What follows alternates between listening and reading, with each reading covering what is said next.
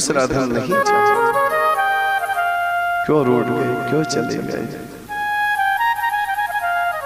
ये 19 श्लोक में सुखदेव जी कहते हैं, परीक्षित 19 श्लोक में गोपियां भगवान की स्तुति करती है, भगवान को याद करती है, रो रो करके याद करती है,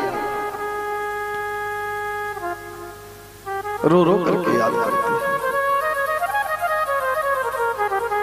जानते हो कौन सा है ये श्लोक? यह है गोपी गीत। गोपी गीत, गौ मतलब ये जो इंद्रियां हैं, इनका गाया हुआ गीत। इंद्रियां जब भगवान को इस प्रकार रिझाती है, आंखों से अश्रु बहते हैं, आंखों से अश्रु बहते, मन को याद आती है, हाथ सेवा को तरसते हैं, पांव परिक्रमा को दौड़ते हैं।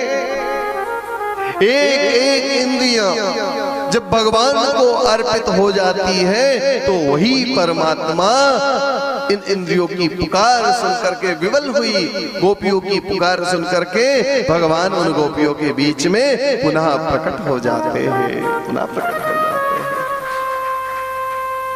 आंख मिली फल क्या, कान मिले फल क्या, मुख मिला जिह्वा दी परमात्मा ने फल क्या, वाणी दी फल क्या? विचार करो। आंख का फल देखना है, और देखना किसे? संसार को नहीं, परमात्मा को। कागा सब तन खाइयो, चुन चुन खाइयो मांस, दो नेना मत खाइयो, इन्हें प्रभु दरस की आस। जब तक आंखों से भगवान का दर्शन नहीं हो तब तक ये आंखें कोई काम की नहीं।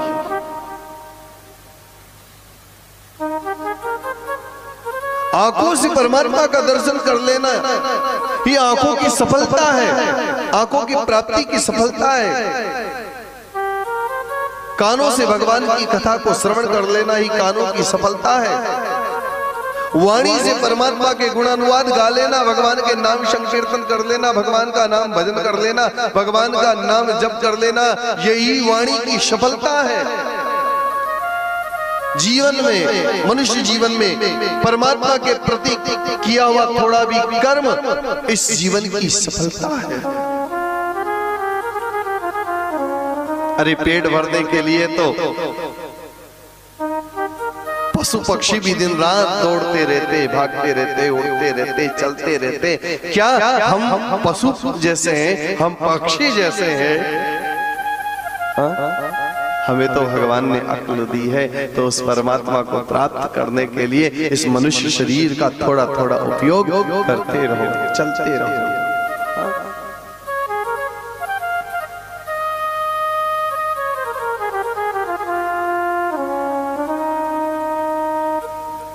तो गोपियां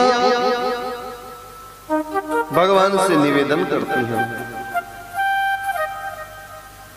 तब गोपियों के सामने प्रभु प्रकट हो जाते। बड़ी सुंदर लीला, रास लीला। गोपियां परमात्मा से प्रार्थना